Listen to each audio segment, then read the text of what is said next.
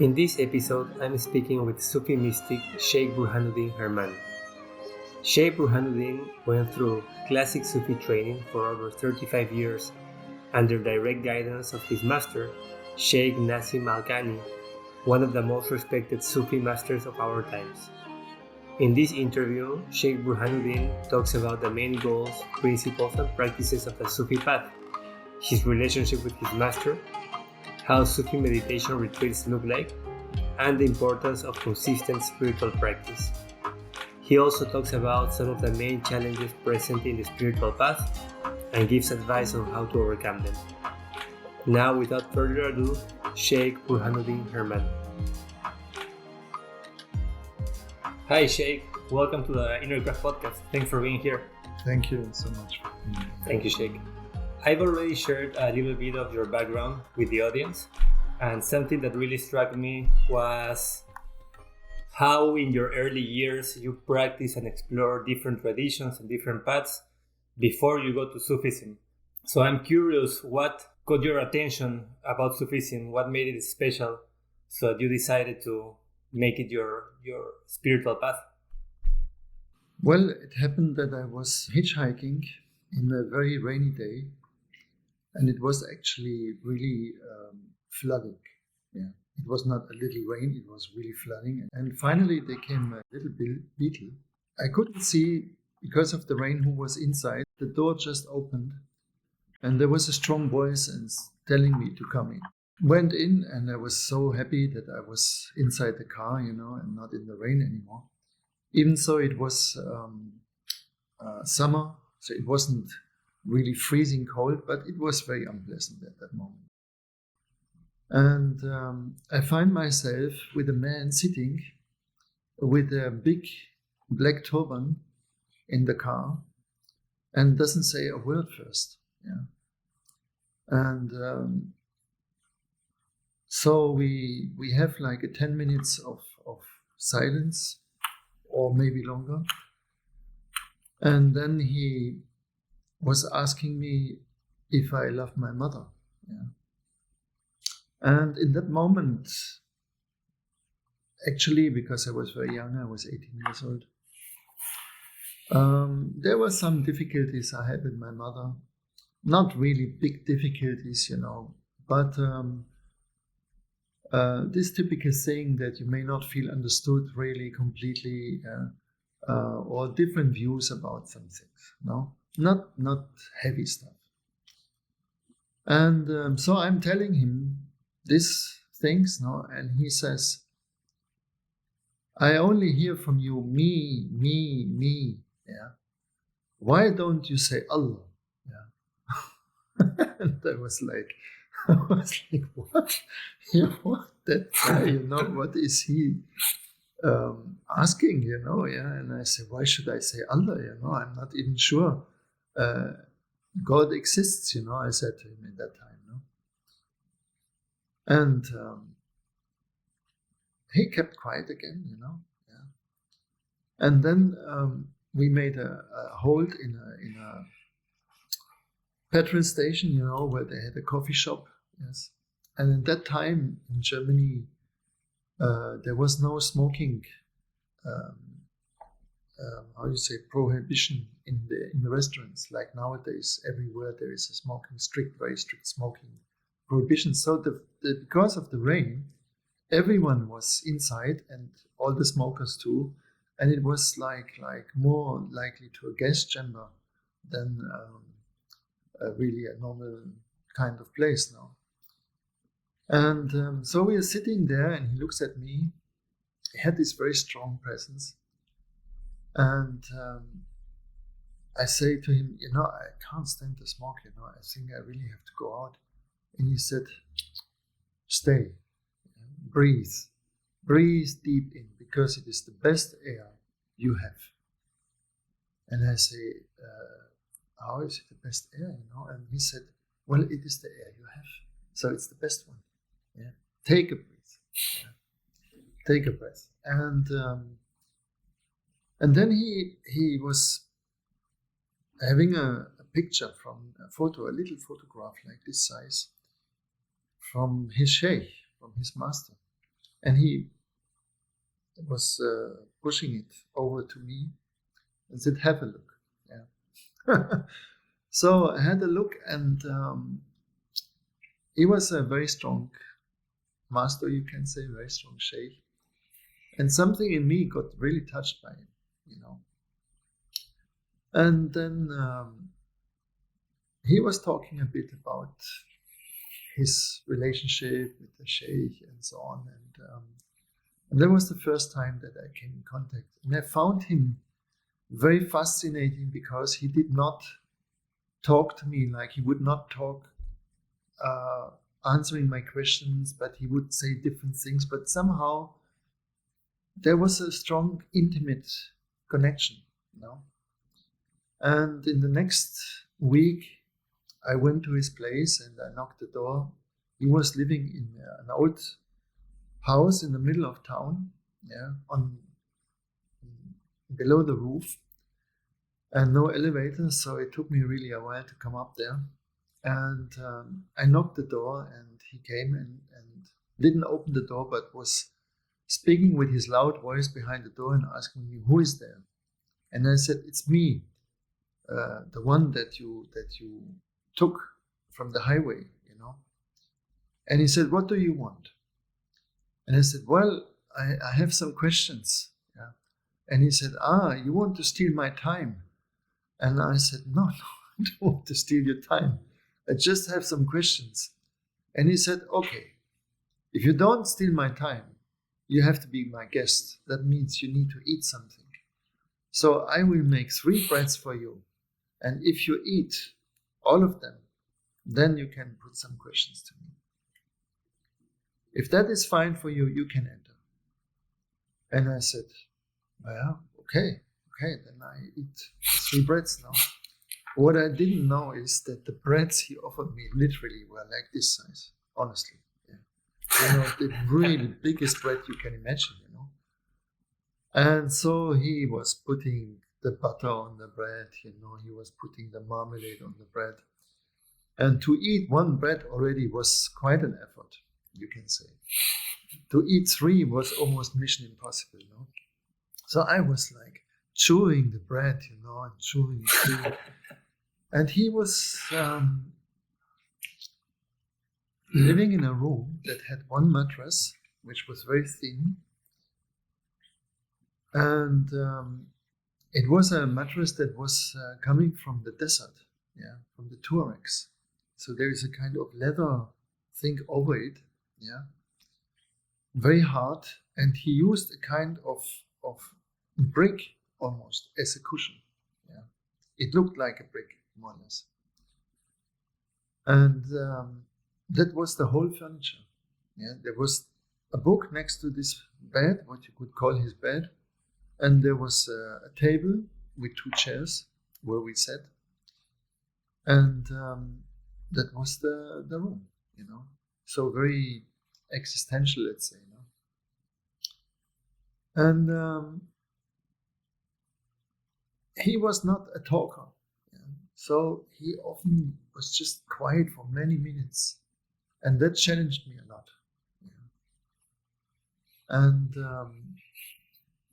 so we had 2 meetings, and he was saying to me in one of the meetings, "I'm not your master, yeah, but there is one for you, and he lives in Turkey."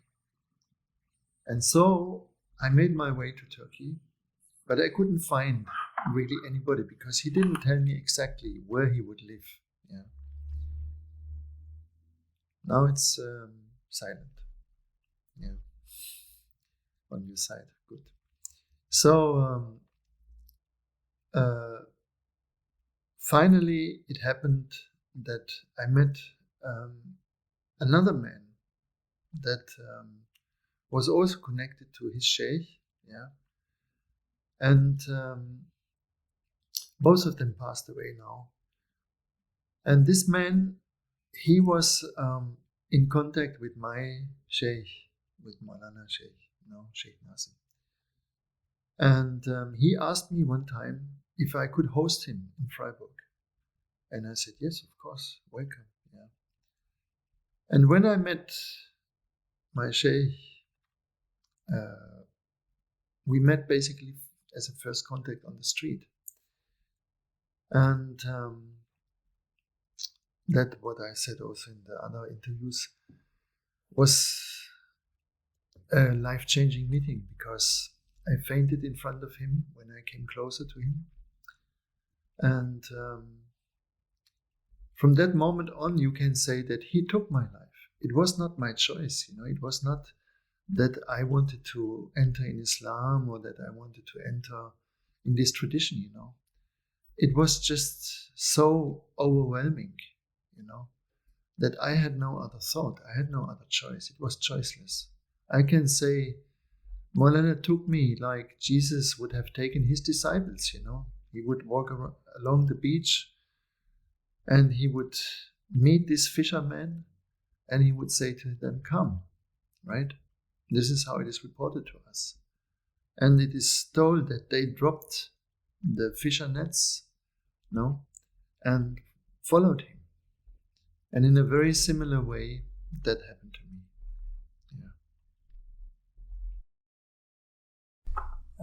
That's very interesting. That's a great story, and very profound way to meet a teacher. Very unique. At that time, were you practicing any spirituality? I don't know. I think you had some experience in yoga and Buddhism.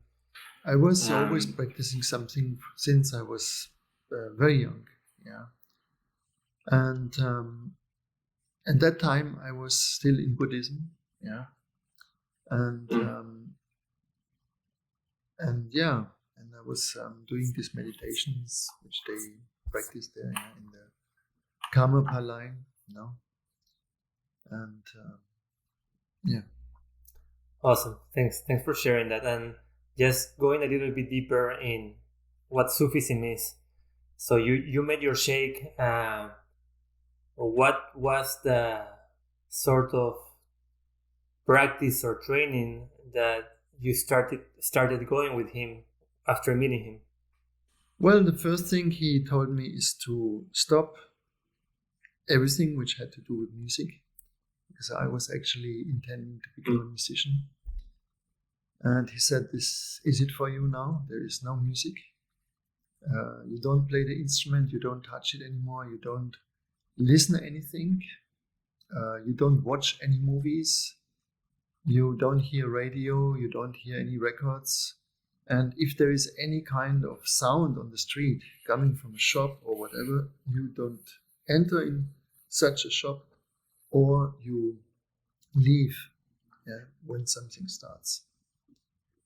And this was very tough practicing for me, because I was playing at that time between 4 and 5 hours daily, practicing the instrument. So this was a very strong cut. And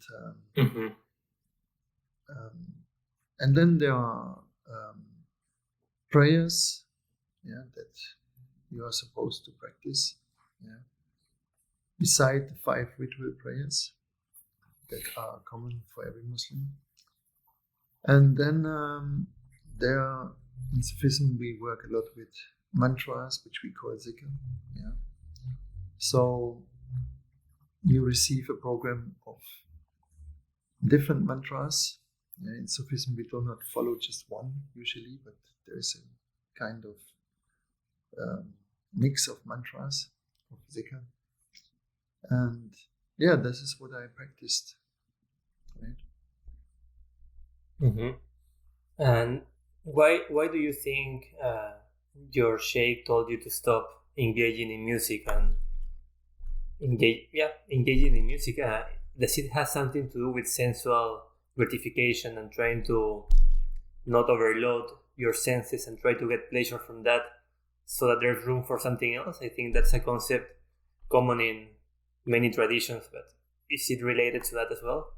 I think he could see that I was completely attached, and identified with music, and that it was somehow the way that I could express myself emotionally, you know. And without that, I felt very crippled, you know, in the beginning. Yeah. I felt something is missing. I cannot really express myself in the same way, you know.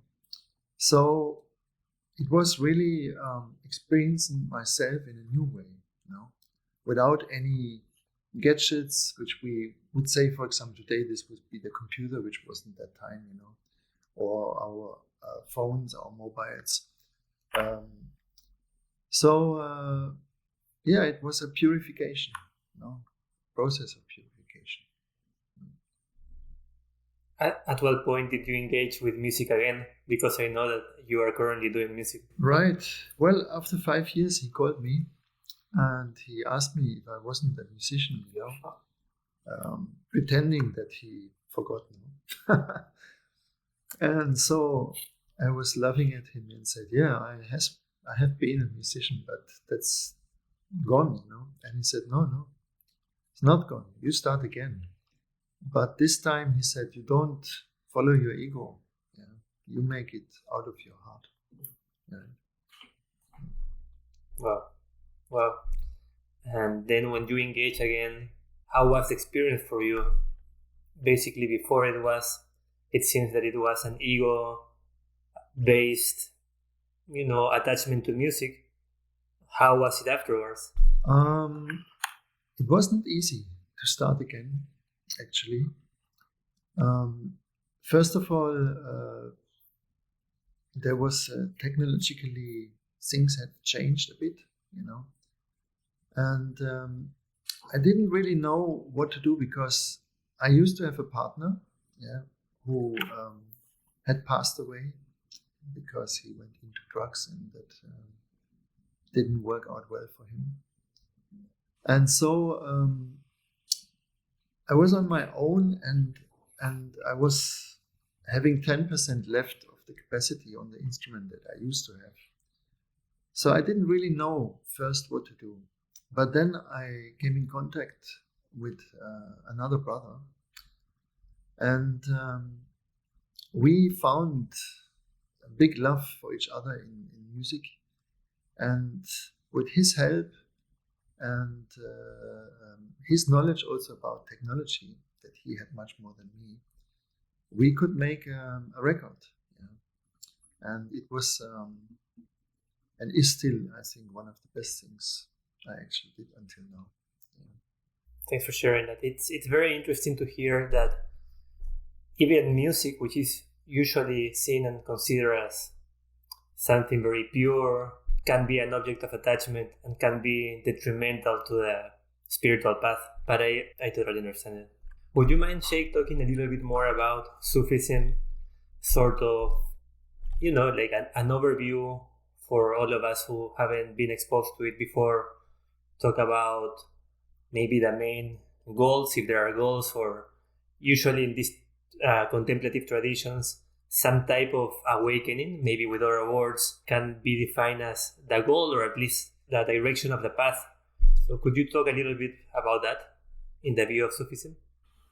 Well, we try, okay? It's not easy.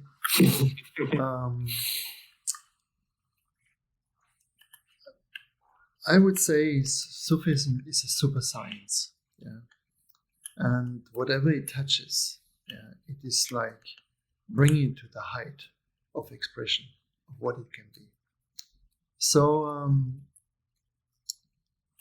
when, for example, architecture came in contact with the knowledge of Sufism, one of the results was the Taj Mahal film, for example, yeah, or the mosque in Isfahan, yeah, and other really, really prominent places like Alhambra in Granada, yeah, that is built on spiritual principles that were brought through Sufism into that culture, you know, the Islamic culture. Well, we have to see that Sufism is as old as mankind, yeah, but it always adapted to the latest revelations, yeah, to the latest prophet, let's say, that came, right? So The last one in our understanding was the Prophet Muhammad, peace be upon him. And he was the supreme expression of love. Yeah. He represents love in our tradition, right? And the way he lived it, the way he showed it, inspired everything. So it inspired music, it inspired architecture, it inspired poetry, it inspired all arts, you can say, and dancing. Whatever you look at it, yeah, it touched it and it brought it to a new flourishing, a new level, yeah, that is really fascinating, up to date. Yeah. So medicine, any kind of science which was touched by it was flowering, right? And it is still doing it. Yeah. Unfortunately, many Muslims have adopted the Western science to be the supreme one, right? And forgot about their own heritage. And that led them to a kind of stop, kind of be stuck. But there is a new generation, and they are more open to it and more aware of their legacy, right? And there is some very exciting things happening, and it is basically a system to develop your soul, from the lower self, from the shadow self, to the light body, to the supreme intelligence, to the spirit self, which is represented by the sun. Yeah. And in Sufism, we believe, or we see, that the spirit is one. Yeah. In every one of us, we carry the same spirit. Your spirit is my spirit is your spirit. But in the soul, we have an individuality, yeah, a kind of divine individuality, yeah, and it is somehow the bridge to our physical life here on earth, you know. So in the lower self, in Arabic, the word soul and self is the same word, yeah. It's called nafs. So nafs is also translatable as soul, and it is translatable as self and translatable as ego. Yeah. So in the lower self, yeah, we are unaware of our destination, of our purpose, of our meaning in this world, on an individual base and also on a collective base. Yeah. We are as unaware that we, for example, destroy the planet with great passion. Yeah, we can say that. And not really, even not now, being aware of climate changes, but not really being aware of the position Earth has, really, you know, what Earth is for us. Yeah? That it is a living being, and that it is one of the greatest teachers, and that we live in its sphere, right? We are all imprisoned, if you want to say so. We are living in her sphere, right? And that is a very meaningful thing and has to be understood. Yeah? So we learn through Earth. We have to cooperate with Earth. We have to be able to live in a peaceful way with her. And if not, she will freak on us. And when I was staying in the forest where I was growing up, and I stayed most of my time, my private time, out of school there was a moment that I could hear the forest crying. You know, it became sad. And it was a very strong experience for me to hear it, to feel that sadness. And then I understood the sadness comes to this acid rain that was starting in the 80s to rain down, And it was making the forest sad. And now the earth is not crying, the earth is screaming. But we do not hear it. We cannot hear it. And it is described in the Book of Love, in the Holy Quran, that their hearts are like stones, and they are deaf and blind. And this is a bit the condition we are into it, right?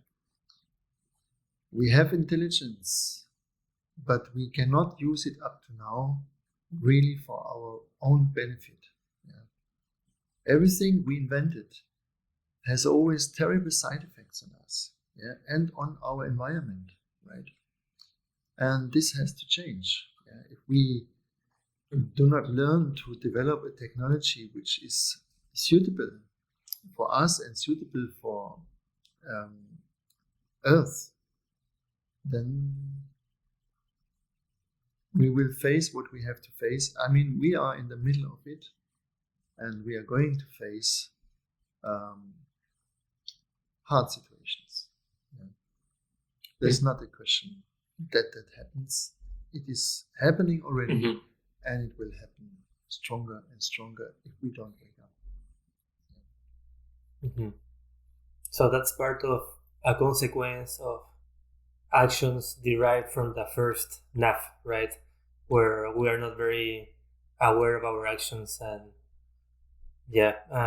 Nasal Amara Bisu, that is the technical term, and it's described as the wild, careless, ignorant ego state, where everyone is selfish, and cannot think on any other thing than himself or herself, and is very dominated by sexual impulses, by food, by drinking, by the need of entertainment, and so on and so on. What comes after that? After that comes Nafs al-Lawwama, that is the distinguishing self.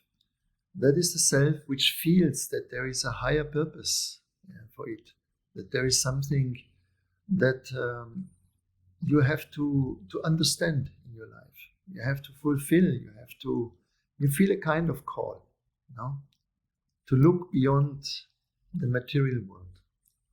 And so you become interested in maybe sacred books or spiritual literature, or you have met somebody that touched you and inspired you, and you want to explore yourself.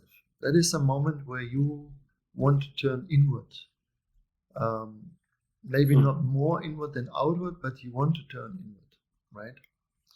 And according to the call you received for yourself, that can be very strong, life-changingly strong. That can be the moment, for example, where you meet your teacher, your master, and depends on what category of master you meet, can change your life radically, like in my case, or touches you softer, and you can still integrate it in your daily life and have the normal life you have. It depends very much where you are individually, what is needed for you, and also what you are ready to do, to go for. So that's a big area, and the next one would be Nafs al-Muhimma. It is the place where you go into the state of longing, and it is also the place of determination, where a person like this, you could say, is in an advanced state.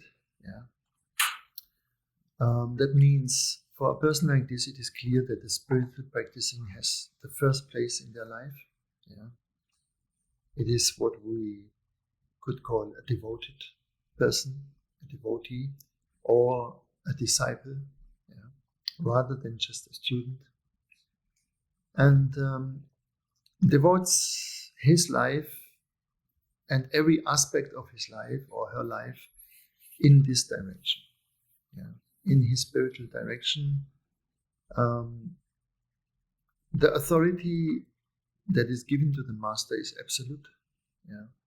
So what the master says, you will be happily following it according to your capacity. No. Yeah. But your life is completely absorbed on this tradition you follow or on the path you follow. Yeah, that's interesting. So that's sort of the progression path, let's say, of a practitioner in the Sufi path, right? Right. And then there will be a jump. Yeah. That is from, if you look, for example, the symbol of the Enneagram, but many people know this symbol. Yeah. So what we talked just this moment is on the right side of it. Yeah. That would be 1, 2, 3, 4, 5, 4. 1, 2, 3, 4. Yeah. And then between 4 and 5 there is a gap. Yeah. And we call this the kitchen. Yeah. So in this gap there is no instruction really what you do. Yeah. There is something has to happen to you, yeah, that you can make this jump out of your ego structure, out of the gravity of the ego structure, let's say like this. Yeah. It's not that you are completely free from ego then, but you go out of the gravity, right? And this is usually done in our tradition through seclusions that can have an unknown length, but have a minimum length of 40 days. And then according the Shaykh, the master, can be prolonged and so on, right? And in that time you are in a total isolation, and you will practice 20 hours a day. Yeah.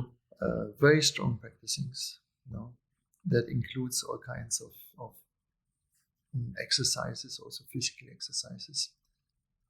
And through this very, very intense practicing, you reach to deepest levels of your ego structure, right? First of all, seeing what is holding you, fears, sadnesses, anger, remorse, rebellion. You understand the way your mind functions, yeah, and so on and so on. And if you are ready to go beyond, you will find yourself in the state of nafsu mutmainna. And this is the state where you need absolutely for certain a sheikh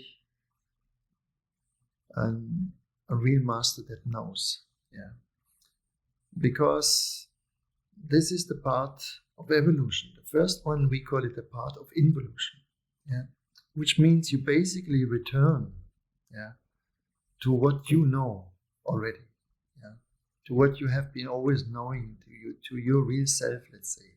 But that self is not static. It is not like an entity which is in perfection. It is growing and growing and growing, like the universe expands, right?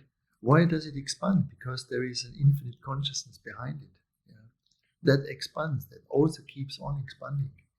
So we are the sons and daughters of this consciousness, right? And therefore, also our higher self keeps on expanding and learning. Yeah? And that happens on the left part. And not to go into difficulties like, for example, the fact that you may receive powers, spiritual powers, that will cross your way and have to be learned, have to be mastered.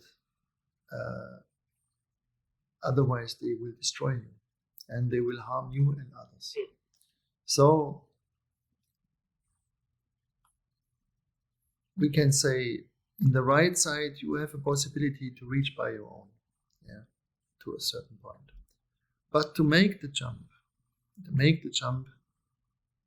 and to continue from then on, you need somebody that is at home in the spiritual world and knows its laws, knows its ways, and can guide you. Okay. Mm-hmm. Yeah. Thank you, Sheikh. That makes sense. So what are the main principles in Sufism, if there are some, if you could name a few? It is a simple, you could say,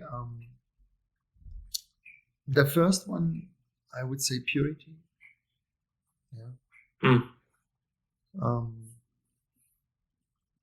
And purity goes together with truth. And compassion, love, and knowledge. Mm-hmm. Okay. Could you expand a little bit more on purity? I think it could be a controversial term, so would love to. When you start to observe yourself, which is in every tradition the one tool you have to use. There is not a tradition where you can bypass self-observation, right?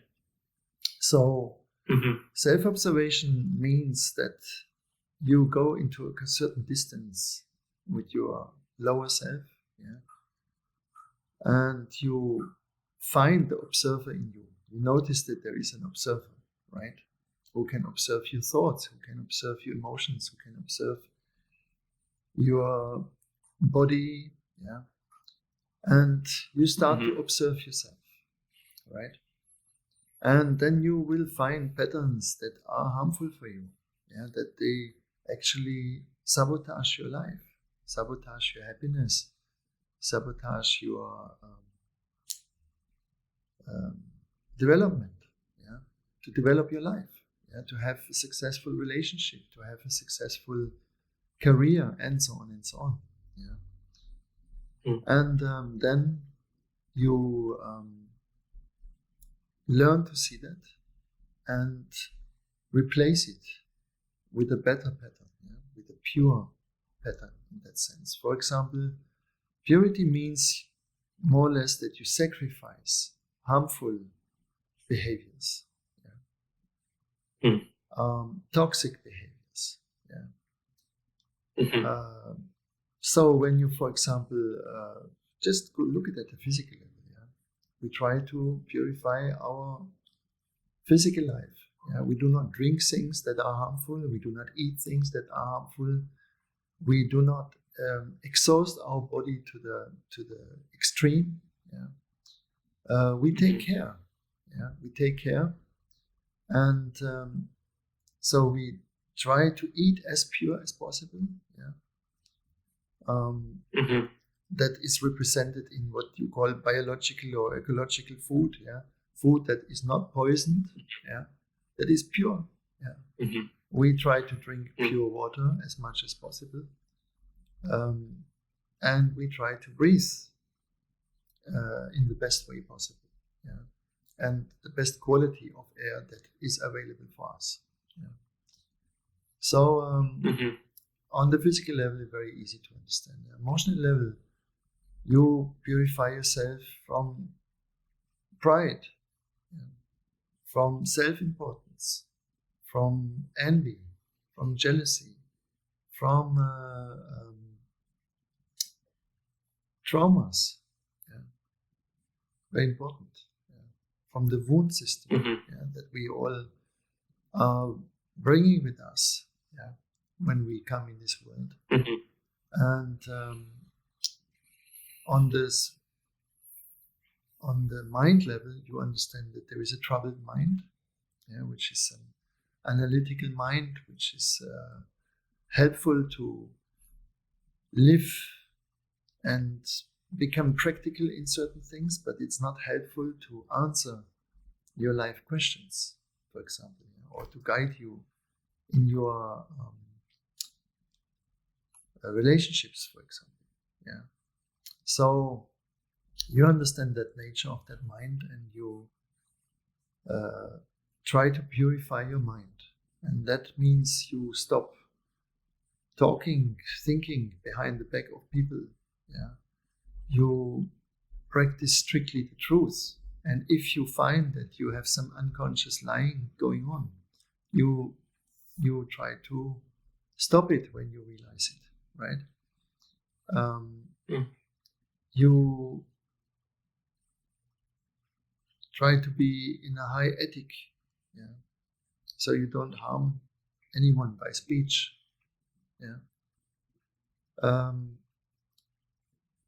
Then in the purification, after purification comes the thankfulness, on the mind level. And so you become thankful. You practice thankfulness, which is the golden key to turn your life around. Because if you're not thankful with what has been given to you in your troubled conditions, you do not have to expect that more will be given to you, because that will only expand your trouble. Okay? And that's not in the purpose of this existence, of this universe. We do not want to foster or cultivate more trouble, right? So when you learn to handle your life in the amount you have been given, in the amount which is now, with real thankfulness, with real satisfaction, then expect that life starts to flow to you in a different amount on all kinds of levels, emotionally, materially, also health level.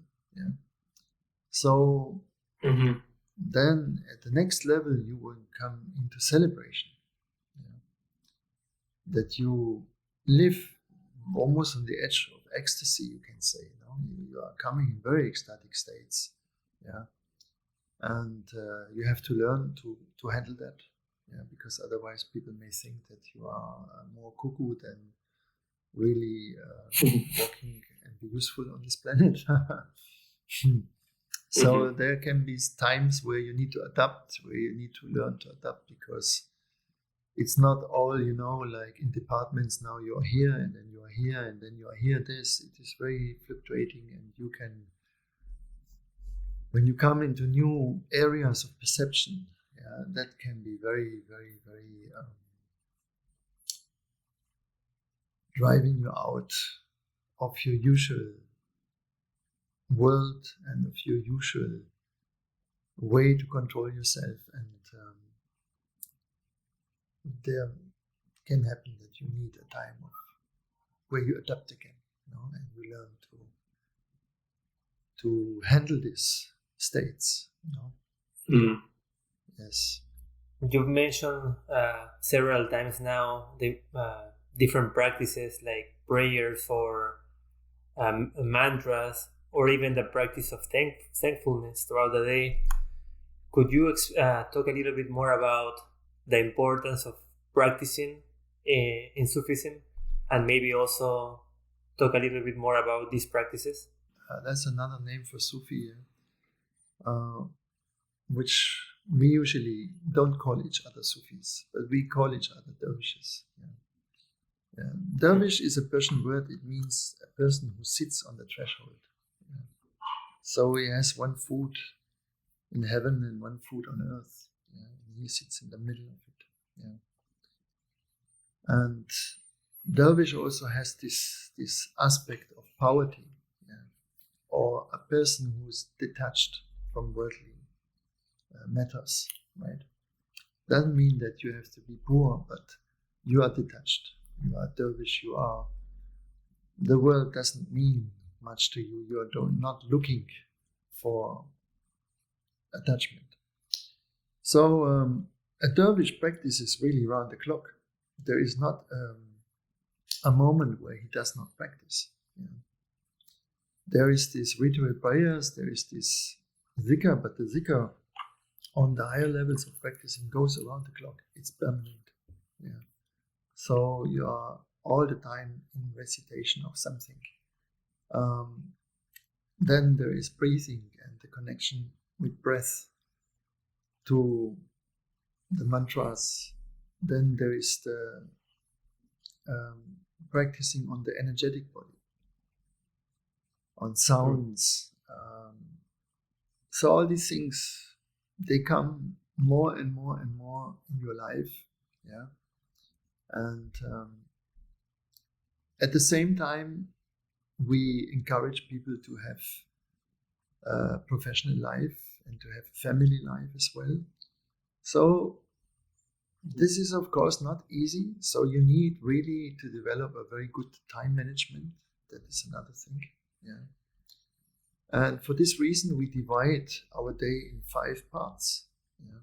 Because if you want to manage something, you have to divide it. Yeah. That is what every basic coaching in business tells you. Yeah, that if something is too big, to embrace it, divide it, right? In some parts, eatable parts, no?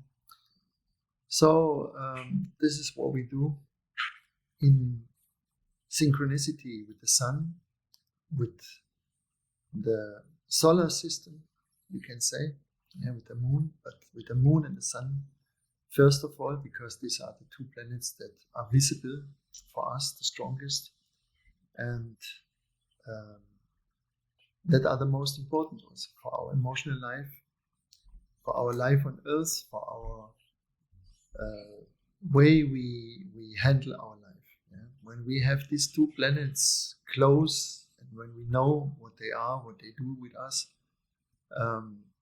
you have already half of the path. No? Okay. Yes. Something that struck my attention of what you said was that in the Sufi tradition, you encourage people, practitioners, to enter the family life. It's interesting how different this is from other ways in which maybe they encourage being maybe in seclusion and avoiding engaging with let's say with the modern world in a way to deepen the practice. So what's the reasoning to don't do that and engage in family life? Well, the reason is you have to become useful. If every one of us secludes, yeah, there is no community, there is not anything we contribute, to the society in a visible sense, at least. So the model has to be in a way that touches most of people's life. Yeah, not a few ones that they just look for themselves in a way, but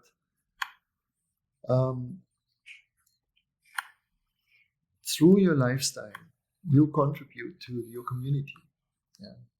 And Sufis try to live a lifestyle which is in a supreme beauty, yeah, with earth, with nature, with everything, with the cosmos, with every aspect of life, So most of us wish for a partner, yeah.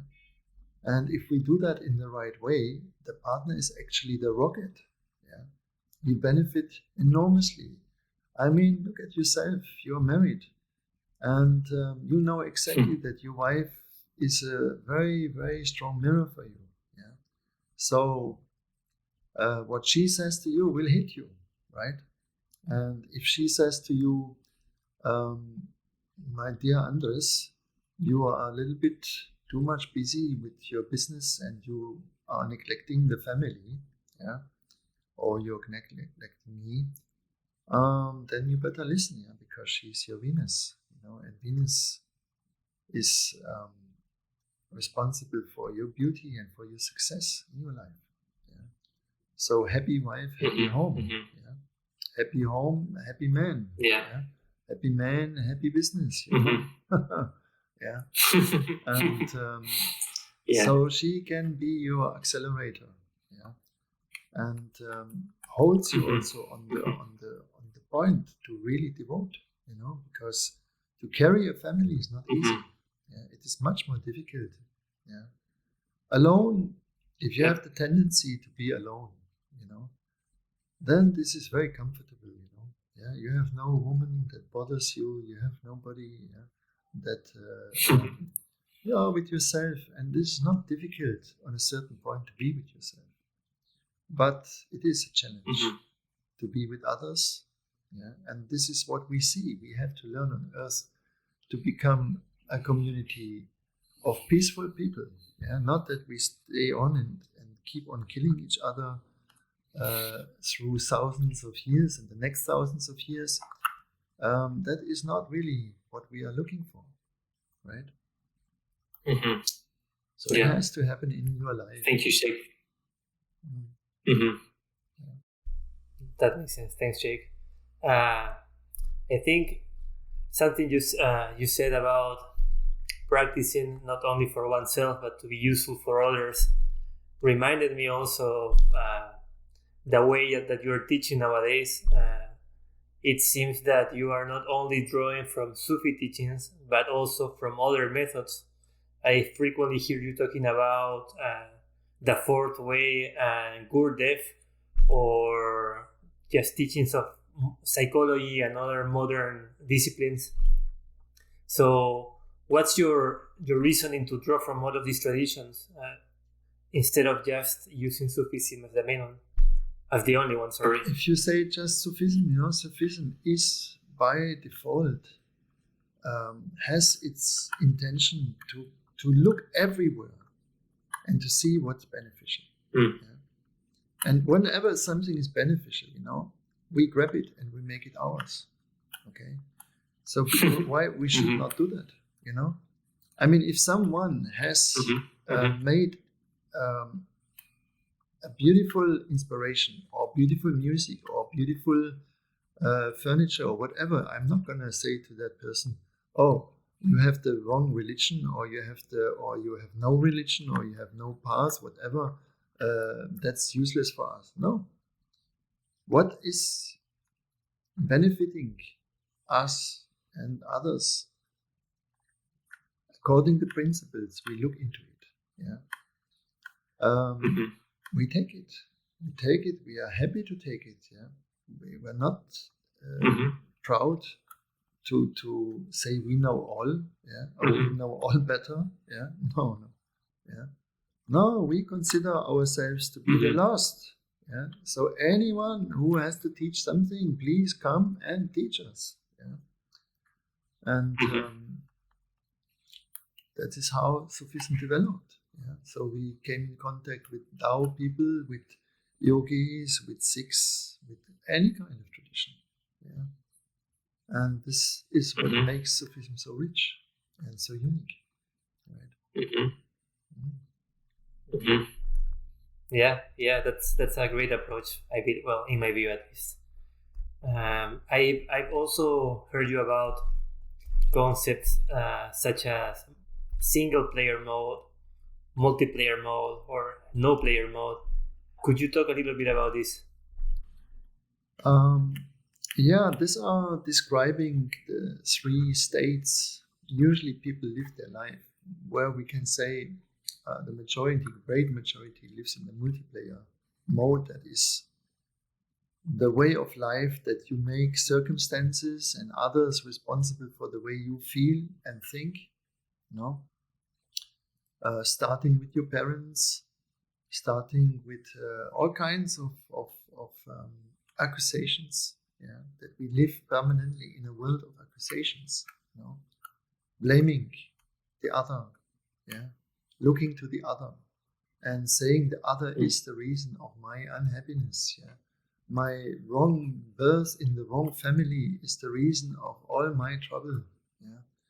and so on and so on. The wrong president makes me unhappy. Yeah, the wrong country, the wrong language, the whatever, the wrong size of my body. Yeah, wrong color of my eyes, wrong shape of my nose, and so on and so on. Yeah, there is no end to that. Mm-hmm.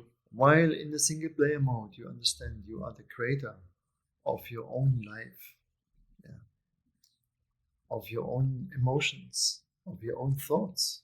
Yeah. And when you understand that, you can take this responsibility for it. Yeah.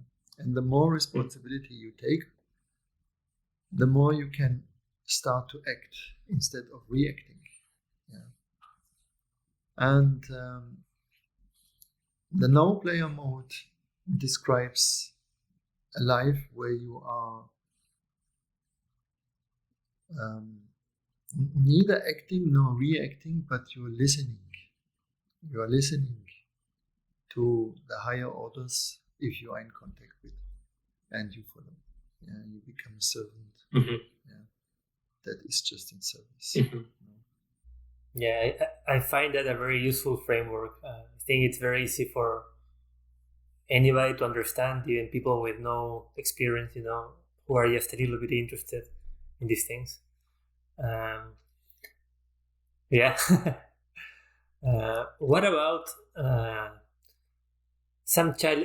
Well, let me rephrase my question. What are some challenges that you often see in your students of some of the most frequent, problems or issues they face while practicing?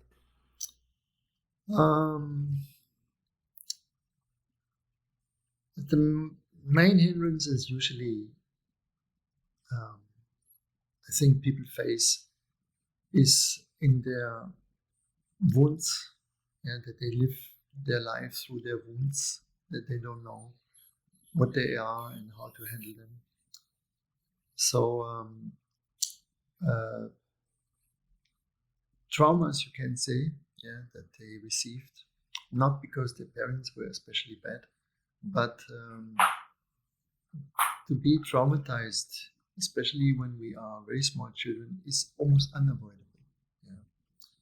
And it happens to a certain degree to everybody. So we usually start there, to look, to encourage the student to look there and to work with it. And to cultivate the observer, that is very important. And to learn to know how mind functions, how the brain functions, also very important. And not to speak about things that you don't know. That is another thing, very important. So every student loves to speak about chakras and about all these kinds of things, but that is, at least in my perception, this knowledge is in the hands of not many people. And most people just talk what everyone talks. The famous third eye, for example, that needs to be opened. By any kind of tricks and clicks and this and that. But that eye is never closed. It is the same thing like your heart. When you say I have a closed heart or my heart is closed, your heart is never closed. Nothing in us is ever closed. Nothing, absolutely nothing is closed. It cannot be closed. We want to close people. We want to tell them, your heart is not open, your third eye is not open, your heart, your throat chakra, and this God knows what is blocked, and so on and so on. And already by saying this, you implant it in people.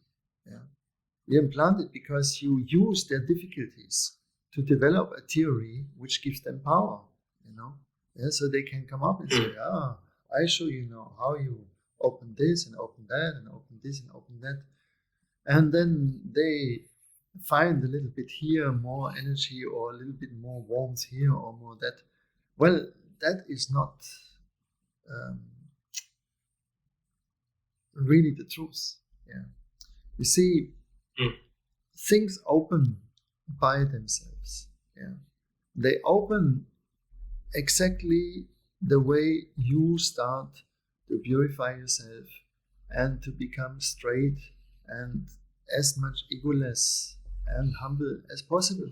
Yeah. And that moment, these things will happen by itself. Yeah. There is not as an extra manipulation needed. Every method, which is a true method, yeah, and all traditions, they developed true methods. So if that method is attractive for you, yeah, then have a trust that this method is complete. So the meditation, which is in the beginning not very successful, yeah, becomes more and more, it's getting more and more successful for you, yeah, till the point that it brings you in higher areas that you would not have expected, yeah, before. Okay. Mm-hmm. So yeah, that's great advice. We're almost coming to an end, Sheikh, but before we leave, where can people learn more from you and get access to your teachings, either online or in person? What sort of formats of teachings are you doing nowadays? Well, I like very much teaching live, yeah. So from people to people, no, person to person, not one to one. That I don't have the time for that, but in groups, yeah. So there is always groups, regular groups that you can find on our website, sufiway.eu, and we will also come with another website soon, which is suficosmology.com, where we open the higher aspects, let's say, yeah, and bring a more complete picture for the time we are facing, and then there is these global groups, yeah, that I do from time to time. Every month, I think there is one, or every 6 weeks, it depends. And everyone is welcome. It is free, yeah. And then there is two channels on YouTube, yeah. One is my own name, I think, and I hope so, and that is correct. And the other one is called Simbax, yeah, Simbax, yeah. So there you can see me, if you like, and hear some things. The best thing is to meet. Yeah. The best thing is to meet. Yeah, this is the fastest and the most beneficial, I think.